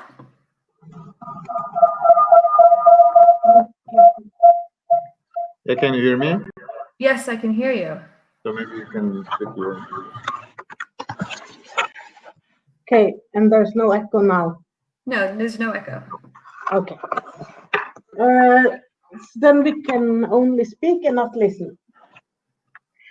Part of the Pentahelix project is to address this issue because from the one side, you have to engage the citizens and not have a top-down process, but a bottom-up if you really want the climate planning process to succeed. But to just engage citizens without really doing a real anchoring process, without giving a point behind the participation. Participation for participation's sake only causes frustration and contempt. So if you really want a bottom-up process, you have to transfer some power. And that is why Bert earlier was talking about the task forces, a group which the municipality cooperates with throughout the climate plan process. From the start, either making a brand new climate plan or re-evaluating one and then improving on an old one, but also through the implementation phase. Because if you only ask the citizens because you feel that you should and don't really listen to them and let them be part of the decision, then you get a fake process. So you have to find a balance between how much power is it actually possible to give from the municipality to the private companies, to the citizens, to the NGOs, and how much can we really promise within the municipality's capacities. So, and all these issues have to be really thought through before starting the participation process. And then when you've done that, there are a lot of fun things you can do for citizen participation. We're going to start a small project soon, focusing on children and how we can get true participation from children into municipal planning processes. But there are loads of exciting things to do as soon as you have decided how you can really have real participation, not just a fake process. Bart, how's your speaker now? Yeah, I think you can hear me now. We can hear you now, yes. Okay, good. Were you saying something still, Guri, or can I? No, it's okay. No, yeah, it was indeed a difficult question. I had some time to think about it. On the what Guri said, of course, I agree with that completely. It's quite a challenge for us too. So for municipalities to allow real participation, that's a challenge, but also for citizens to and other groups in the task forces to really take that responsibility, and that's why I said in my presentation as well. I use I don't know whether you use that in Norway too, but you have the participation ladder. Where you have, on the one hand, you have a fully government initiative, so the government does something and just informs the citizens, and on the other hand, you have citizens that do something and the government is completely outside of it. And I try to explain that we have to find each other in the middle somewhere, so that citizens and companies need to be need to see how they can involve government in their initiatives, but also the other way around, how government can involve these actors, these stakeholders, and ideally find some sort of co-creation project or way of working, but also about the top-down aspect maybe. Because when I was looking at the presentation by Karen on the personal sphere, I was indeed thinking I would like to spend more time on addressing that personal sphere, because often we are very much in the practical way of what measures can we implement, and a bit in the political sphere of how can we convince politicians of doing that. But the personal sphere should for a part come in by these pentahelix task force members that are often more the early adopters, let's say, of practical measures, and that are very motivated to do so as well. And I would hope that the top-down aspect and these early adopters, so the bottom-up aspect, more and more meet each other halfway. So if you look at, for example, I again refer to the EU Green Deal, you see that's of course quite top-down, but there's going to be so many incentives for local governments also to work around climate change, and that will come through to the local level as well. So I hope that the sense of urgency that has arisen recent years from civil society will meet the top-down initiatives from the EU and other government levels, and that we can bring them together at the local policy level as well, and indeed create real participation. But it is a challenge also for us to, as I said, to manage those expectations, because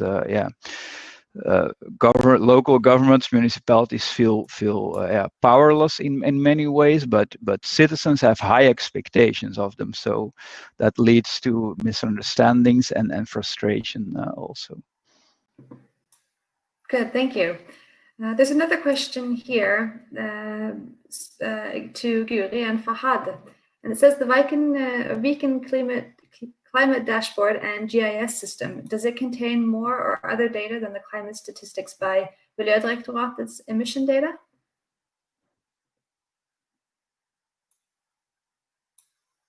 We can't hear you, Guri.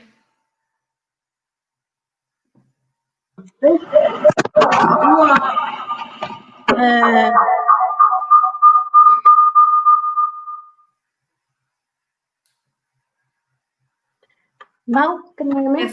Yes, thank you. You have to nod because I can't hear you now. No, we can hear you. Yeah. Okay, nodding. Good. The climate and energy dashboard and the GIS system has the climate dashboard has the fewest additional sources. There are mainly the Miljødirektoratet, but also some from SSB.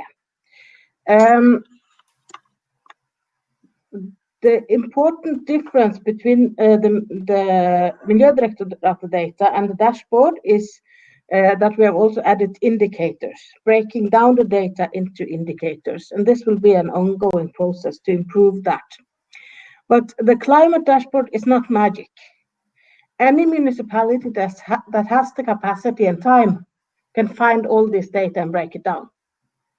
But as I mentioned, we have almost 400 municipalities in Norway, and most of them are very small and don't have the capacity. And that is why we made the GIS dashboard and the climate dashboards. We got very good feedbacks, especially from the smaller municipalities, because this is easy. It's a one-stop shop. You just go there, you get the data, you're done. You don't have to do a lot of thinking and recalculations for it. For the larger municipalities with much capacity, they can probably do just as good or even better job themselves. For the energy dashboard, we have a lot of additional data sources, but we would be extremely happy to just give the entire job to Miljødirektoratet. Nothing would please us more than if they did this job instead of us. We are also trying in these dashboards to have an easier benchmarking than what Miljødirektoratet is providing the municipalities. That is especially for the GIS dashboard, where you can compare to neighboring municipalities. But as I said, no magic in itself. If you have the capacity, it's probably not a big deal for you, but for the small, normal municipalities out there, we have tried to make it dead easy, so you can get all the data you need in 5 minutes.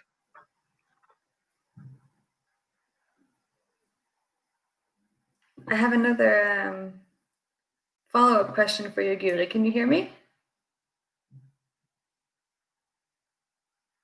Can you hear me, Guri? Yes, I figured there's another follow-up question here that you can answer, and it says, will the use of the climate dashboard make it easier to report to the Covenant of Mayors?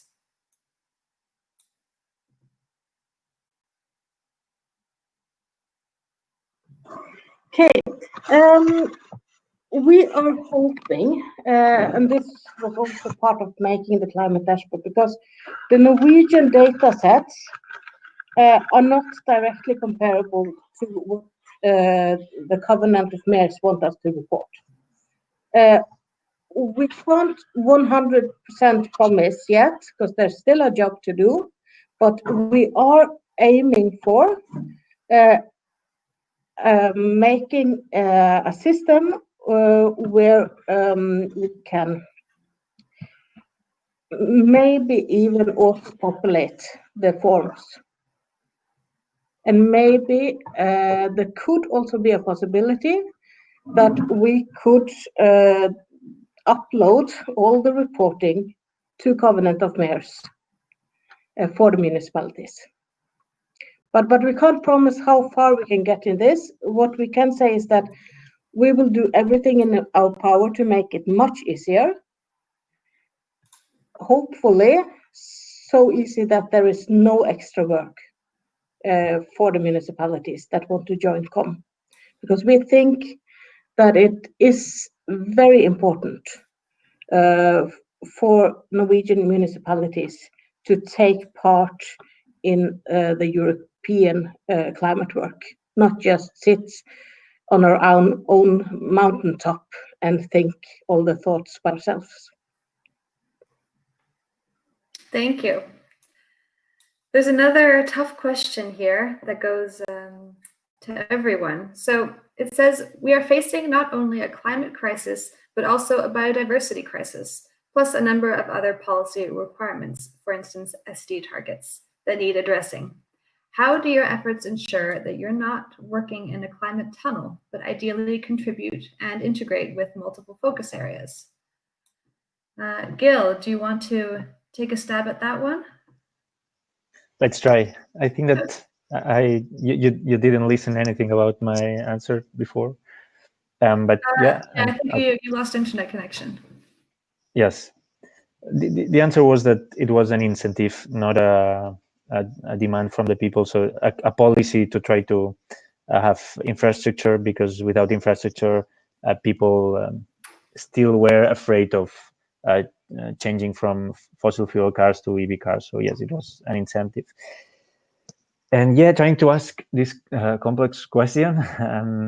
Yes, I think that we are not in a climate tunnel, in a like only focusing in a specific way, because I think that we are tackling the issue that then have consequences on all these aspects that you mentioned. So if we stop climate change, we'll stop the biodiversity crisis. If we stop climate change, we will stop the health crisis, for example, related to air quality or pollution that here in Barcelona is a big issue. So I think that to tackle the climate change issue will have consequences that will help to solve all the other crises. For example, I mean, this is the idea.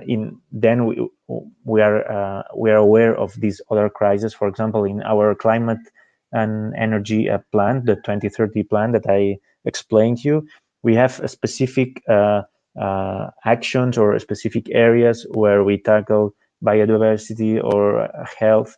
But as we see that our crisis really is linked to this main issue, which is climate emergency or climate change, we think that is a whole, but that we have to tackle the main cause of all this crisis. Thank you. Bart, what are your thoughts on working in a tunnel and not integrating into a bigger picture? Yes, that's indeed also a difficult question, but for us, we on a practical level, let's say we do integrate these other aspects like biodiversity, but also the sustainable development goals. We, let's say, mention them and integrate them in our climate action plans. I also talk about them with municipalities and the task force groups, and also those task force members, for example, as I said, the early adopters, let's say, they mention them themselves, so they started talking about the broader picture themselves. Now, as I said, the challenge in this is, I think that climate is already a very big and heavy subject. So I often say, climate is about everything almost, and for some people, it becomes very they become very anxious and a bit overwhelmed by the large scale of it all. And of course, by going into these areas, you make it even bigger. So that's a challenge. And as Guri said, you need to make your climate action plan short and readable for a 15-year-old. So you have to find a balance between making it practical, but also involving all those different aspects. So the way I also try to do that, for example, if I go and speak to municipalities, I involve a lot of different sectors there as well. So, for example, you have the social. The civil servants that are in the social department, so who work with poor people, for example, in the municipality.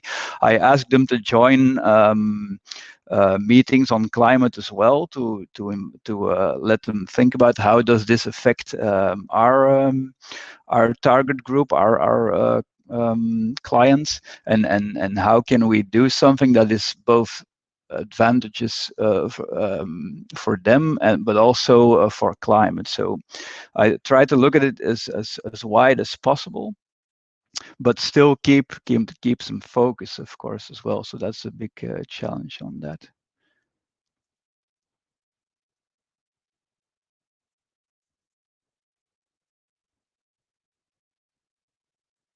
Now we don't hear you, Rebecca.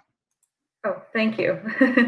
I was just saying that there are two questions in the polls that we've asked the participants to reply or respond to. And one of the questions is your city interested in taking part in more EU collaborative projects on climate, where everyone has answered yes so far. And we've heard from all of you about the Pentahelix collaboration or initiative and Covenant of Mayors. I mentioned Smart Edge at one point. How can the smaller municipalities of Norway be more engaged and part of these EU collaborative projects on climate? Does anyone have any comments on that?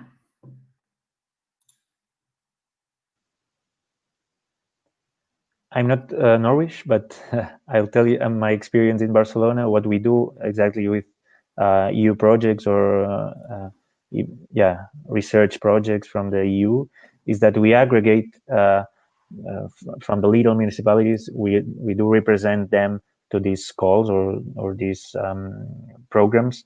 And so, for example, as proposing pilots for research projects, as we act as a partner, the Metropolitan Authority, we can introduce in this project building a sports center of any little municipality. So we're trying to help them aggregating and proposing their facilities, their infrastructure to be part as a pilot or as a demo site in these projects.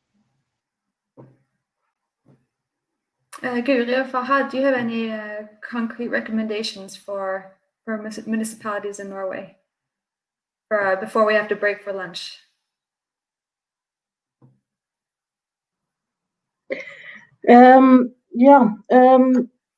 I must agree with Gil here because or it's on different levels.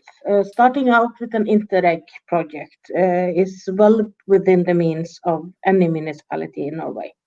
Interreg is easy. It's if you can do a klimakonferanse project, you can manage an Interreg project, of course, with some preparation, and don't hesitate to ask for advice from someone who has tried it before.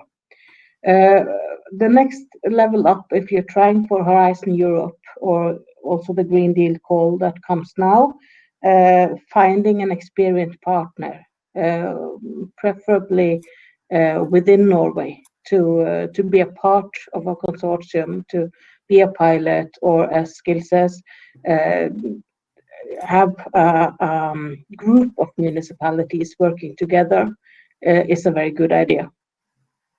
There are municipalities who have just kicked off from the start and become lead partners right away, and everything has gone swimmingly.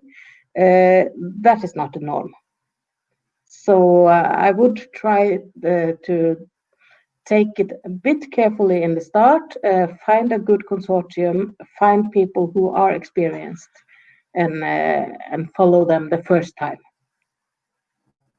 Thank you, Guri. Those are good recommendations. All right, thank you so much to all you four for your presentations and also for your answers today in this discussion. Before we break for lunch, I just wanted to again remind you all of that the conference is divided into two parts. So you have to re-register for the afternoon session, and there. You should have received, or you can click on the same email that you received this morning actually, and you'll be taken to the same registration page that you were on. And if you click the arrow next to the date, you should have another option to register for the session that starts at 12. And you register here, and then you'll receive a new link that'll take you straight to the afternoon session. And even though it starts at 12, I think it's important that we have a nice long lunch break. So I do encourage you that to go outside, take a walk if you can. And we'll be back here at 12:15. And as I mentioned before, we'll continue in Norwegian after the break. So to all of our international speakers and listeners, it's been really good to have you here with us. And you're welcome to join us and tag along for the rest of the day if you'd like. But like I said, it will be in Norwegian. So I'll see you all in about 45 minutes.